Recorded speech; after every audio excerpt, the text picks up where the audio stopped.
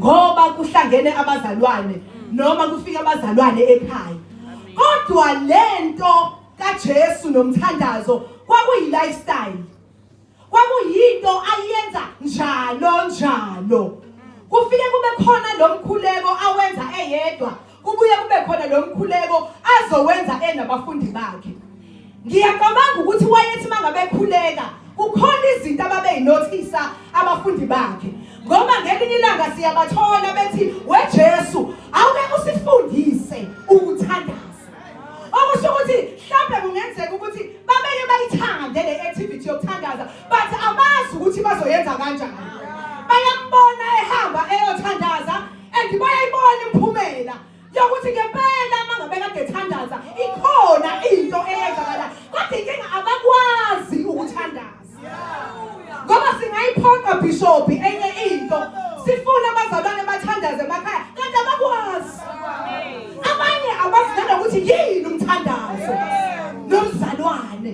Umuntu ohamba noJesu ongahambi izinyanga, ongahlola, ongafaki iphandla, ongafaki intambo, umelwe ukuthandaza. Umuntu nje ophila ngoJesu bazalwane umelwe ukuthandaza. Usho njalo uJesu ngelinye ilanga kuLuka 18:1 uthi yilokho engimfundisa khona ukuthi umuntu yena kanjani umelwe. It's a must. I-principle ongeke uzukwazi ukuyijonga, angeke ukwazi ukuyireplace ngenye into. Bishop noma ungahamba zonke inkonzo, noma ungagquma amathomoyi, lento yomthandazo ayireplace ayithomoyi. Izimele yodwa andihamba nawe wedwa. Lento yomthandazo is very personal bazalwane. Lento yomthandazo is very personal bazalwane. Injengobuhlungu. Uyabazi ubuhlungu ukuthi personal kanjani? Noma ngingeza ubuhlungu obungakanani, ngifike ngixoxele ngithi ngaze ngabuhlungu. Uzofesane uthi khululeka mamngisimango, sizokuthwalisa ngomthandazo, uzophola. But the mere fact yokuthi awuyizwa le pain engizwayo. Ungizwa ngixoxela noma ubona ama-emotions ubone ngenyembe, but iqiniso uyedwa umuntu ozwa the real pain, it's you. Kanjalo nomkhuleko owakho wedwa, akuwona womzali wakho, owakho wedwa. Ngikhula mina, ngakhula kakhulu ngihlala nogogo. Sakhulisa kakhulu ekhaya likamama komalume kunogogo wami. I was very close nogogo wami, ngangilala naye embhedeni owodwa. Ngaze ngaqeda umatric ngaye e-university kwaye mangisuka embhedeni neduze kwagogo. Ngangihlale ngimbona njalo ethandaza, ngiyaphaphama ebusuku uyathandaza. Mangivuka ke ekuseni kwakuwesi, wayisuke ngekho la eduze kwami. Wayisuke ngekho ekhaya, wayisuke ngekho emagcekeni asekhaya, wayenesiguqo sakhe le ngaphandle. Liyana liyaduma isebusika isehlobo, angikaze nangelilodwa ilanga ngikhuluma phambi komoya engcwele ngivuka ugogo wami ela. Wakwazi ukuthi manje bafika umuntu ekuseni ezofuna ukhulu, ngizomtshela ukuthi mlinde kancane usesiguqweni. Ngayibuka lento yephethini kagogo ukuthi uyabona ipersonal ngempela ngoba akazi ukuthi asivuke sihambe. Akavuki uyazi ukuthi kukhona isikhathi somndeni uthandaza ndawonye, kukhona isikhathi sebandla lithandaza ndawonye, bese kuzoba khona isikhathi sakho njengoba umncane kangaka kumele ube naso leso sikhathi somkhuleko. Masufika lapha esikoleni akekho ugogo, akekho umama, akekho umama umfundisi, kodwa manje amadimoni. Kade testify omunye umntwana lapha emhlukulweni ethi uNkulunkulu wamdiliva kanjani emadimonini, eboshiwe, sihamba naye kanti akakhona. Limcontrola limtshela ukuthi hleka namhlanje ungahleki. Ngiyabona abamuthi bantu abasha. Ngiyabona abamuthi. Sekufanele uqalela manje u-understand ukuthi ukhona operator behind lamamuthi. Akekho umuntu ofanele understand ukuthi wena unamamuthi. Usuya understand ukuthi kunomoya. Ngisazokhuluma ngamaphathi uJesu ayade ethi ezokhulekela wona eGetsemane, le party ka soul and spirit iyakhulekelwa. Hallelujah. Uyakhuluma lo mntwana uthi lento engenze namhlanje ngagijima ngazokhaza ukuthi ngikhululeke kanjani, ngikhululwe amandla omkhuleko. Uyama ukuthi amandla omkhuleko lawa angiqaqile. Uthi lento engiphushile ukuthi ngizofakaza namhlanje itriggerishwe ukuthi ngibone umntwana ehayize esikoleni. Ngakhumbula ukuthi ayibo kambe nami ngiphuma kule mimoya lena. Kodwa uNkulunkulu ngamandla bazalwane omkhuleko ongenamanzi, omkhuleko ongenavaselina, omkhuleko ongenantambo, wakwazi uNkulunkulu ukumdeliver, wathola a complete deliverance. Waphuma uyazikhanzela uthi ngangiboshiwe ngingaphansi kolwandle ngihamba nani kodwa angikho. Webazalwane siyazi ukuthi siphila nabantu abangekho. Ngisho abadala uphila nomama akekho la, uthunjiwe uhambile. Umbona behavior ngenye indlela nje akekho la, uyenziswa. Why ngikwazi ngifuna ukuchaza zonke lezi zinhlobo? It's because la eGetsemane asizwa uJesu ethi ngikhulekela imali. Asizwa uJesu ethi ngikhulekela imoto. Asimuzi uJesu ethi ngikhulekela umsebenzi. But uyawazi ama key areas ukuthi mangike ngaqashula ku spirit, ngaqashula ku soul, ngakhululeka khona, I am able to fly high like eagles. Ngoba thina sifuna izinto eziwumphumela, but asifuni ukuthola isource. Ukuthi ngize ngikwazi ukusurvive, ikephi la kufanele ama areas ekumele ngiwakhulekele empilweni. Ngoba Bishop into eyenza ukuthi umuntu umkhulekele namhlanje, sasa i-attack iyabuya.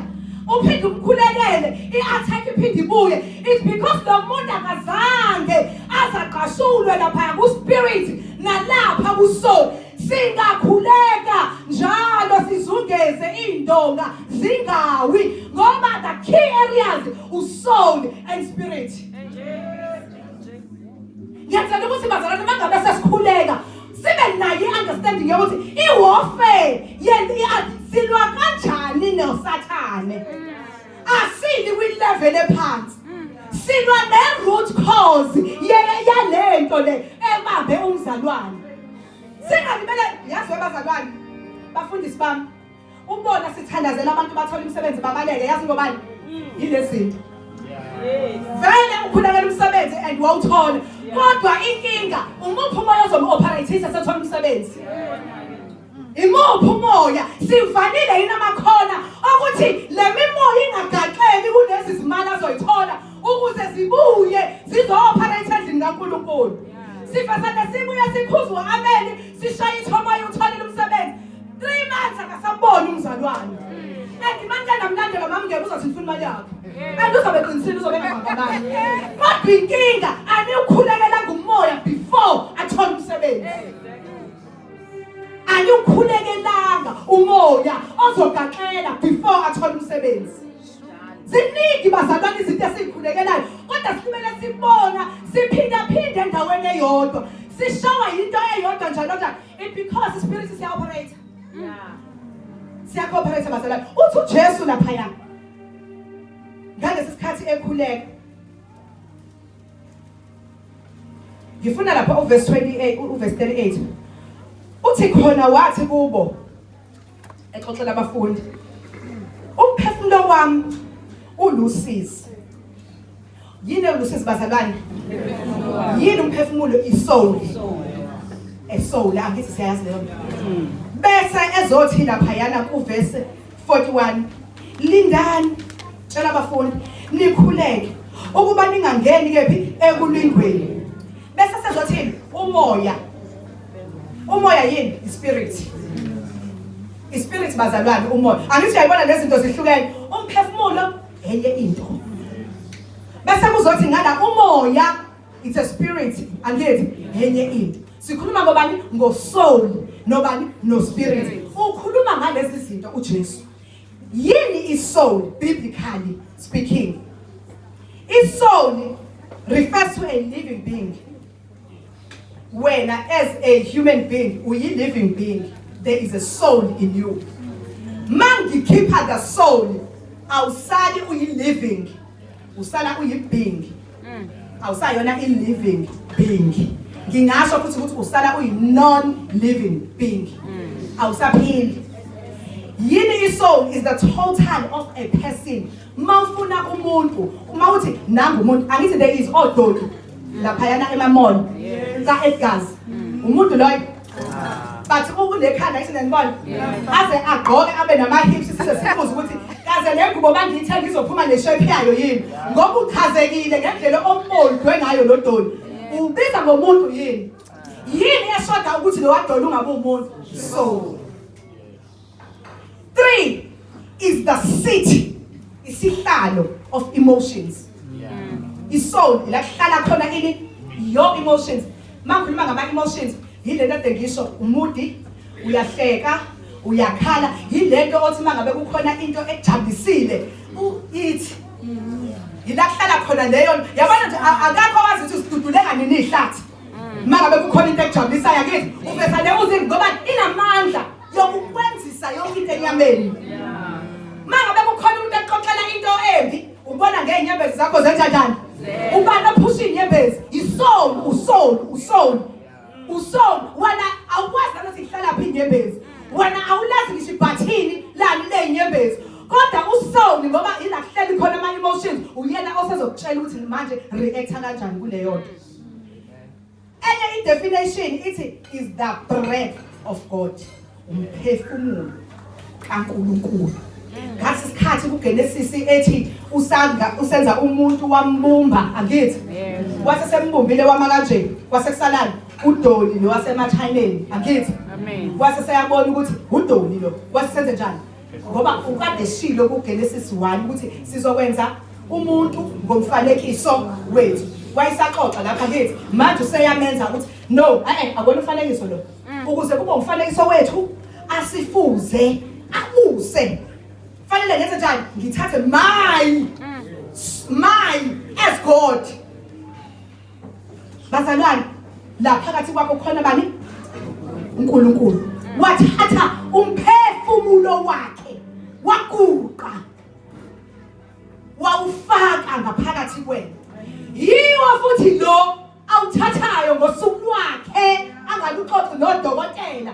Noma odokotela bengabiza umndeni bathi wozani nizomkhipha amapayipi ngoba sanalo ithemba. Bese lithi wo, siqala uqala siyobuza kumnikazi kaSoul ukuthi singawakhipha yini. Ake sinikeze izinsuku noma lodwa sike siyobuza. Sibuza ngani bazalwane? Ngomkhulu siyagetsemane lethu siyabuza ukuthi baba lesisitsha ngempela yini. Sekumele endibazalwane mangabe sekumele uzohamba umuntu. Angithi just kwenze kanjani? Wakhuleka kuthiwa izithukuthuku zawo cishe zafana nani nega. Kodwa kwakumele. Angithi into wrong bazalwane ukuthi sikhulekile umuntu kanjani? iGetsemane. Nathi siyashona eGetsemane. Baba, siyinkinga-ke bazalwane masingaye eGetsemane ngomphefumulo womuntu. Yila siqala khona ukuba necala kuNkulunkulu ukuthi njengoba kade nihlanganile mavivane, bangake bayele eGetsemane, bangake nahambile naye babuzela, bangake nihlalile nje noma ihora labani wabazalwane phela njengoba silana sithuyiwe umoya engcwele ukuthi sizokwenza umsebenzi ngamunye. Masiphuma laphana bazalwane, asixoxe ukuthi ihlalo beyigcwele zonke, asixoxe ukuthi idekho ibinjani, asikhulumi ngisho nasekhishini ukuthi bezinda sizo-akhawunta. Nawe nami sizo-akhawunta ukuthi wenzani. Angisaphathi mawunikeza iplatform yomkhuleko. Masephuma lana fanele wazi ukuthi khulekela bangaki. Bangake ngibalandile, bangake ngibakhulelelile ngoba uNkulunkulu ukhombisile bazalwane. Uyazi ukuthi ukubona ingane ingenalutho uNkulunkulu ukhombisile. Uyazi ukwazi ukuthi kunengane kade yaqeda isikole nayo uthola umsebenzi. Ikhombisile inkosi umthandazo wakho. Akekho umuntu ongawazi umthandazo. Mawuphuma nje lana uyaqalaza. Umhlaba wonke wonakele. Umhlaba wonke uyi-disaster. Ama-care items lawo. akekho umuntu angafanele athandaze bazalwane. Mina ngisho ngamgema ngithi yabona ngisho nathi sisebenzayo simelwe ukukhulekela kwayona lesa siyibambile. God the spirit azulazulayo babungema ezisiphethe ayazulaza awafuni uphethe afuna uqashiwe afuna necase ezokwenza ukuthi uphume unambe umndeni wakho akaphumule usathane bazalwane. Hallelujah. Noma unganemoto khuleka uyikhulekela ngisho ukwazi uyikhokhela ungaya egaraji ufike uqualify bathi mude kabi unyaka ukwazi uyikhokhela. Siyamdinga uNkulunkulu bazalwane. Abantu abancane abadala siyamdinga uNkulunkulu. Nansi sikhuluma ngesoul la. Uyayikhulekela uJesu. Uyawukhulekela lo moya. Ngoba iwona lo moya owenza umuntu ukuthi aphelele. Andiwona lo moya efanele awubeke. Athi baba ezandleni zakho ngiyawubeka lo moya. Yiwo lo moya oyobekwa uJesu. On our behalf bazalwane. Uyakhuleka uJesu ukuzwa wonke ama emotions. Uyakhala uyayibonga ayikho into uzwa ngishashiwa abafundi bakhe. Uyabasetha ukuthi yabona laba njalo ngika balapha ya bangishiyile nangempela siphamba nani babemshiyile wathi bengabebheka babona uJohani yedwa abasetha kanti bebatshelile ukuthi khulekani ukuze ningangene ekulingweni. Wena ungayibona nathi zonke izinto zakho zihamba kahle khuleka ukuthi ungangene ekulingweni. Ungabona ukwazi ukuyiphatha ukwazi ukuyigcina akuwena uyadinga ukukhuleka ukuze ungangene ekulingweni. Ungabona ungantshontsha ungalona iphara ungahlele emgaqweni nganyami akuwena uyamdinga uJesu. Baba ngisize ngingangene ekulingweni. Akekho bazalwane umuntu angafanele ukhuleke lo ukukhuleka omncane omdala. Baba sika ziningi izindlela zokulingwa bazalwane ukuthi thina we are always one sided mangabe khuluma ngezinto. Ziningi izinto esingangenisa ekulingweni bazalwane. Ezinye singangenisa ekulingweni uxosha emsebenzini. Ezinye singaqhatha nomndeni wakho. Ziningi bazalwane. Asikhuleke baba singangeni ekulingweni. Njengoba sizoqala nje inkonzo yethu yonke ziningi izinto ekumele sikhulekele. Ngisahleli lapha nje bishop mangabe sesiyama prayer items. We need to pray for our daughters. Uma ingcwele uyayimbula lento ukuthi kumele sizomisa wonke amadodakazi ethu. There is an attack usathane ayiphekayo yesinye ezayo. Ngisizwe mina wangizuyisa itaste ukuthi le attack izongena sasilungo like. Emva kwalokho bese kungena izifo through their womb. We need to pray for them today before we go. Fanele bese la yonke into yamadodakazi ethu. Ngoba bazalwane sivele sihlalele ukuzokhuleka. Kumele umoya engcwele sinavigate ukuthi yini bakumele sikhuleke. Kungenzeka ukuthi vele kwale nkonzo yonke yaphasiko ibinga amadodakazi ethu sowodwa nje. uNkulunkulu benza nje i-emergency call yokuthi ake size sobakhulekela ngoba there is a spirit esiwasungezayo. Asizuqhamuka ngale ndlela esicabanga ngayo sizoqhamuka ngezibeletho zabo. Silibele sitontosa sithi ayunesilungu ayinda amadimoni lawo. We need to break the curse egameni likaJesu. Kule phathi ka spirit uyabona ke le ka spirit ke bazalwane kumele sikhulekele bazalwane. Mibili moya endibazalwane i-operator yonke. Yabona umoya omubi ya-operator bazalwane. Yabona mangabe kuthiwa khona umoya operator umoya the evil spirit uya-operator bazalwane. Umoya kumele siwugade. Umoya efanele sikhulekele. Angithi ngiyangizwa ngikhulekela imoto. Ngicela ukumtshela ngenze ngikhulekele ngisho umsebenzi. Sizokhulekela the soul and the spirit. Uyazi ukuthi yini result yakhona yilento oyifunayo. Once wakwazi ukukhulekela the spirit uzobona wena izinto zakho ngezovuleka kanjani. Uyabona nina ingane nisema universities nizobona indlela ezophasa ngayo. Asizukhulekela uphasa bathi sizoqhashula lapha kumoya. Yakuthi kufanele ukuthi clear everything. Ukwazi ukuqhashwa yonke uthola distinction. Mina bazalwane ngiyamazi uNkulunkulu engifundisa umoya engcwele i-assignment ngizoyibhala. Ngihlale testify ku-aso. Ngithi mina uNkulunkulu wangizwisa into emnandi yokuthi uyakwazi ukukhuleka kuyena atshela umoya engcwele ukuthi how to do this. Ngayiphasa kwa-distinction. Ngingazi ngisho nanokuthi nakuthiwa ngiyaqala i-introduction izothini. Yazi ngathi kuhlelo sofeni. Kwangathi khona umuntu ongixoxelayo. ukuthi go and collect this information. Nale. I-introduction yakho uzoyithi. Bazalwane ngikhuluma phambi kwaMoya Oyingcwele. uNkulunkulu ayikho into angayenzi. Ngiyagizwa bantwana abafundayo. Asizini uzolikhulekela la ukuthi wozami ngizophasa distinction. Sizokhulekela umoya ovilapha ukuthi ungafundi bese uyafeyini. Ngoba noma singakhuleka la, singawuvalile umoya wevulapha, uzongena erumini yakho uzele. Afike evil spirit akhathaze. Afike evil spirit ugule ungakwazi ukuthi ukobhala. Sizovala yona umoya ngo direct. Size moya yabona wasathana namhlanje. Size kuma spirit akho. Size kuma demon akho lalela. Ayikho size yona namhlanje. Wena sizokada lonke khona. Yabona sizokada khona thukhona. Wasathana siye emkhathini.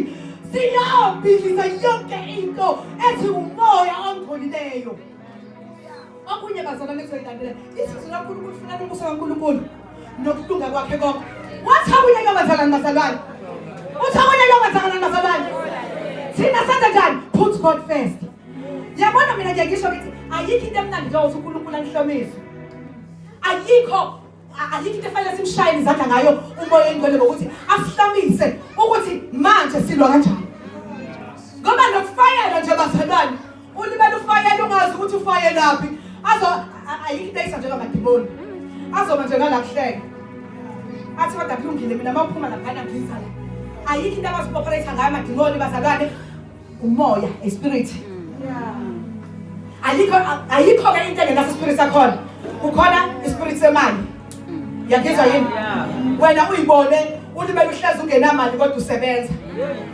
Ispirit esibambe imali. Bese kuzoba khona ispirit semndeni. Umndeni nje wodwa nje kuthi manje kunalomoya wala ekhaya uzubizwe negama emakhaya angasindisiwe. Kuthiwa hayi umoya wala ekhaya. Nabogogo kwakunje. Bahlale banothazeke phezulu kwemimoya. Iyona izinto esizoyi-attack bese kuzoba khona umoya oyingcwele. Umoya wethu.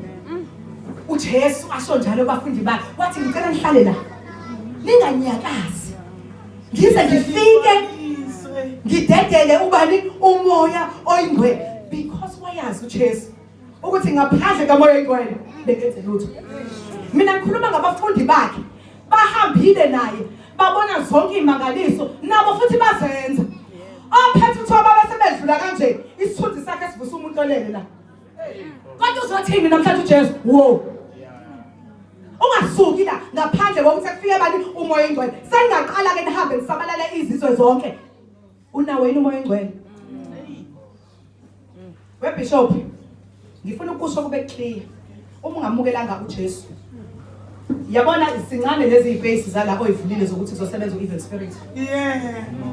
Ingakho mina Bishop ngithi noma singakhuleka size siqhashe ini mangabe umuntu engazi alayinile ngendlela eright uzokhulekela idemoni iphinde libuye.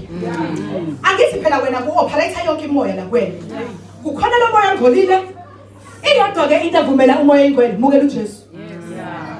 Ngithe mina lezi zinto zipersonal nokubukela uJesu njani kupersonal ukuthi uma umukela uJesu akusho ukuthi zonke ingane zami zisindisiwe.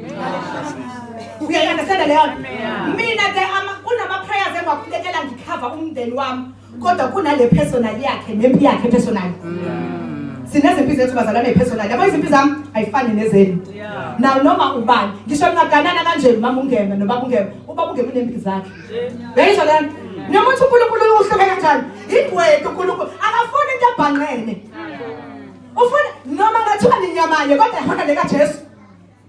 1 ijeni yakho iyodwa. Your attacks yingakho fanele nifike nikhuleke noma bungena bese uphinde kanjani? Ngoba khona izinto engekuzukwazi ukuxoxa ukukhona bamngena. Nakhona izinto engize ngixoxa maka ukukhona ingane. Fanele kube khona izinto engizohamba. Uyabona uJesu sinika izinto ayexoxa la yedwa. Ngoba babenesivumelwano sakhe noNkulunkulu azosenza la emhlabeni. Abafundi bakhe engafanele bamphazamise kusona. Yena uzela emhlabeni uzofa vele esiphambanweni. So mangabe yena vele eyiunderstanda yonke imission yakhe, abayi-understand abafundi. Noma ngathiwa abafundi vele babengafuni uJesu abethene. Ophetho wawungeke uzubathinda. Babengafuni uJesu ukuthi abethene, but uJesu uyi-understand. ukuthi mina ngempela kumele ngihambile ngayo bafela laba bantu. It's very personal bazalwane indaba esizoya kuyona njengamanje. Uyabona njengoba manje sizokhulela. Khulela engathi awazi ukuthi khona omunye umuntu okhona la endlini. Engibasalela ikhona into engiyaziyo mina. Uyazi ukuthi wayengcwele uyakutshela ukuthi enzani njengamanje. Yabona ngabe fanele uyinikele kuJesu. Uzosithela wena uzovuma uJesu wedwa. Mangabe kunomkhuleko odinga ukukhuleka musukhalaza abangani bakho. Bazothini nezinkinga. Ngimncane kangaka. I-personal lento uzohamba nayo kodwa wena wedwa ngelini. I-personal bazalwane indaba yomkhuleko. Ngifuna siyitreat personal njengamanje. Akekho bazalwane umuntu ongenayo into yakhe azoyisho uNkulunkulu. Akinandaba mina ukuthi ukuyiphi age. Akekho umuntu ongenalo udaba lakhe uNkulunkulu. Uyabona njengoba size kule ndaba yomkhuleko, enza sure ukuthi mawuphuma khona you are transformed. Awukulangazelele nje. Uyabona izinto kaNkulunkulu ziyalangazelelwa bazalwane. Awuke manje kube ukuthi uyaxoxa nowenza wemangcwele awukungisize. Ngalokhu ngalokhu. Mina nawe. Nangu spirit wami, nangu soul wami, awungisize kubona. Maningi bazalwane ama spirits operate bazalwane. Ema-family kunama spirits amaningi. Ngisho nathi sabazalwane. Yingakho phela kuthiwa sikhuleke singaphezi. Yingakho kuthiwa sihlale isihlobile ikhaya. Akusho ukuthi ngibana kusumzalwane ikhaya zakho uyibeka lapha ethala bese uyala. Hlalani lihlobile usho njalo uMpostoli Paul. Akekho bazalwane umuntu ozoyela kuwena njengamanje. Njengamanje bantwana ayifusela abantwana babe ngenyawo siyabamisa ngenyawo thina ezikoleni masebelele. Sukuma ume ngenyawo ngoba iqala kanje imoya operator. Sukuma ima stand up. Boy sukuma ume ngenyawo. Bazalwane alisade ngikhuluma ngama spirit usesikoleni. Bazalwane sikhulekela ingane zethu sayiphasa siyolala esikoleni. Bese thoba bazalwane abakhuleki imimoya bazalwane. Yini yethu ukuthi lo mntwana manje ngalesikhathi uselele. Yini yethu ukuthi kusele because usathana uya-understand ukuthi siyive manje mission. Uyasukuma uma ngenyawo uma usuzela ngisho esikoleni umisa ngenyawo umntwana mangabe sezele. Ngoba uya-understand ukuthi njengoba belele uzoluza izinto eziningi kahle. Sizokhuleka bazalwane sonke ngabanye. Kunezinto uNkulunkulu azoyiqaqa kubazalwane namhlanje. Kunezinto usathane aziplenele wena. Kunemhlangano ehlalele igama lakho. Sidinga ukuzoyibhidliza yonke leyo mhlangano. Ehlangene ngegama lakho. Yonke ngisho abantu abahlangene ngamagama namhlanje sodala idisorder embusweni kaSathane. Sizodala idisorder yonke. Ngisho ngabe isekusebenzini noma engasehoma thelwane. Into ehlangana ngegama lethu sizodala idisorder. Izwi kaNkulunkulu izitha zakho zoxabana zodwa. Uthi zoxaba ngendlela eyodwa ibaleke ngesikhombisa. Sinabazalwane isikhathi sethu umkhuleko. Uyabona nabazalwane mangabe kukhona into engine eshoyayo ukuthi iyasebenza umkhuleko. Umkhuleko ukunika amandla usaya empini. Uyangizwa bazalwane? Ukunika amandla usaya empini. Abantu babona namandla empini kanti wena yingenxa yomkhuleko. Uyafika empini vele wena ubonisiwe ngamandla. Abantu bamangala ukuthi hayibo namandla athola emkhulekweni. Siyathandaza bazalwane. Amakhaya ethu siwaphatha ngomkhuleko. Asiphethe neyimali. Asiphethe ngama-professions asinawo. Bazalwane siwaphatha ngomkhuleko. Thathi isikhwama sami anginamali kanti ikhaya limile. Iy'ngane zethu siyifundisa ngomkhuleko. Iy'moto zethu zibiyela umkhuleko. Wena uthambeni. Abaningi testimony bazalwane. Nginesibindi. Ngisho ngiye kuSathane. Ngiyamtshela ngithi waSathane kade waqotshwa. Akusho ngoba nakho ngibona abantu besho. Mina ngiyabazi uNkulunkulu bazalwane. Uyabona mangabe kufika ezulwini. Kuthiwa into kaJesu ayikho. Iyabe ingekho khona. Iyabe ingekho ngizwa bazalwane. Mangifika ezulwini. Kwathiwa lo Jesu akumthandaza. Akekho. Iyabe ingekho enye. Ayikho into engcono bazalwane. Jesu yena yedwa. Umkhuleko unamandla bazalwane. Umkhuleko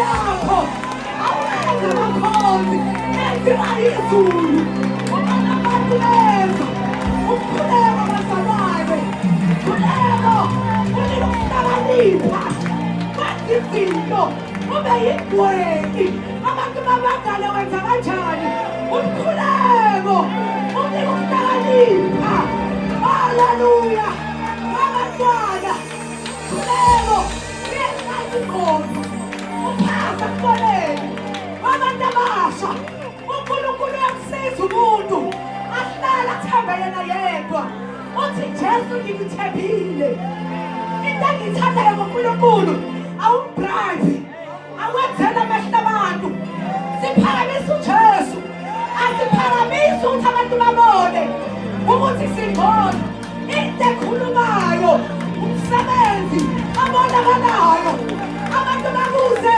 wenza ngani ngiyathandaza egameni likaJesu inkosi yamakhosi engafani nabanye uNkulunkulu athoyizaya ningalinganisa namani nikufanisa namani akekho munye Jesu igama lakhe yena yonke namandla yena yonke ophilayo uyatholakala eqiniso uyatholakala eqiniso unamandla bazalwane Jesu sithandazayo unamandla unamandla uJesu unamandla Nkosi yamakhosi Baba unamandla wena wedwa ubaba kaThixo Jesu I come to testify ukuthi akekho njengawe Baba akekho elinganiswa nawe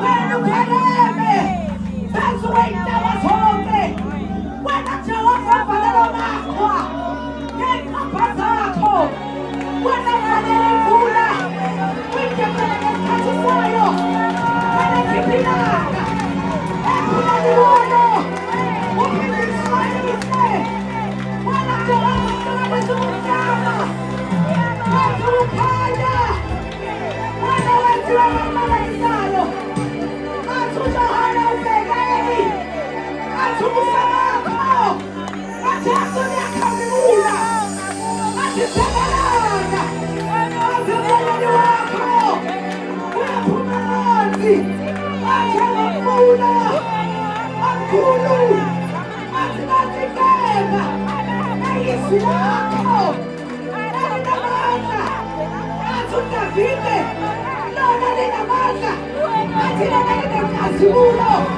athi lona liyaphula umnadali athi wena Jehova uyahlula abahlathi athi wena uphulisa iy'ngabala kodwa kafikelwa isikhathi asikakushona Jesu konke kuyenzeka wena imvelo yakho ayinako ukwahlulela Baba awusiyela ngisho umuntu ukuqamba amanga wena u-Alpha wena u-Omega wena indlela neqiniso kaJehova waze wathembeka ey'mpilweni zethu usikulahile uhamba nathi Baba sikubonile ulithwele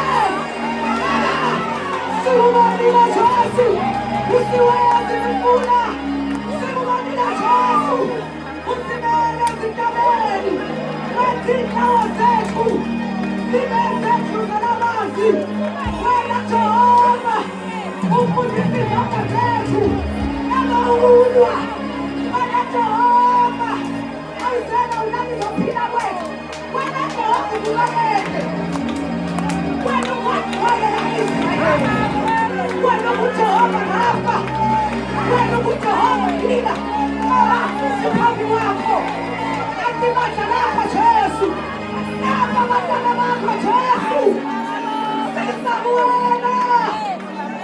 sizakuwena uNkulunkulu ayithwele siyabelana nawo wonke ama-spirits phezulu emkhathini ngaphansi kolwandle siyayivala siyabhidliza egama likaJesu we have given power and authority phezu kwayo yonke imimoya sathana nabadiwane yakho Sehluniwe. Siyaqashula zonke iy'bopho ezibophile abantwana bethu egameni likaJesu. Siyayibala imiyona yonke egulisa abantwana. Siyayibala imimoya yokugula egameni likaJesu. Baba uthezwe lakho wena uyasiphilisa. Father, I pray for the healing anointing to flow in this place. Let the healing anointing flow in this place. Let the healing anointing flow in this place. Nalawa kunayo. Oya kankulunkulu. Oya philisayo. Hamba kule ndawo. Egameni likaJesu. Oya kankulunkulu. Asula izibopho zemindeni yonke. We break all that generational curses. Emindeni yethu. Ngegama likaJesu. Baba, asiphuma sikhululekile. Sibe ngabakhululekile impela. In the spirit and in soul. Khulula umoya wethu. Siyalawanga ama-emotions. Antona usathane abantwana bethu. Egameni likaJesu. Baba, we uproot all the evil spirit. Phezu kwabantwana bethu. Phezu kwamindeni yethu. Baba, we pray for our finances. Siyakhulekela izimali zethu, Baba. Sibiyela Jesu.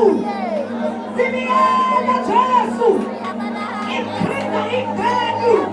Lelo lonke imali ezohlala abantwana bakho. U-10 awenzile ama-1,000. U-200 awenzile ama-2,000. Egameni likaJesu. Baba, uthethe likaJesu. Siyokwenza izinto ey'nkulu. Nawe ongazenzanga. Baba, wakwazi ukusuthisa izinkulungwane ngezimo ey'ntathu nangofisa ababili. Baba, we pray for that anointing of multiplication. Kuyo yonke into esiyithinta ngezandla zethu. Ayakhe emakhabatheni akwande egameni likaJesu. We release the spirit of multiplication emhlabeni wonke wase-South Africa. Ibandla lakhe libe ngabahlukileyo. Asingakhali njengabomhlaba. Wenze njalo Jesu eGibhithe. uNkulunkulu wethu akwakuthi abantwana bakwa-Israyeli bayokha emfuleni babuye namanzi afini. Ama-Egyptians athi abapha abuye negazi. Yenza njalo. Baba, yenza njalo. Jesu, likhuleka ibandla lakho. Wathi lidinele lilana emhlabeni. Wathi Baba, sibona bezwe. Wathi bona basikho uJesu. Silapha emhlabeni. Baba, singakhali njengezwe. Asingabalisi njengezwe. Funa amehlo ethu akamoya. Baba, sivule izindlebe zikamoya. Sikwazi ukubamba ama-principles akho. Sethi intando yakho. Baba, egameni likaJesu. Inkosi sehlukileyo. Awufaniswa nabanye onkulunkulu wena. Uthembekile ngeqiniso.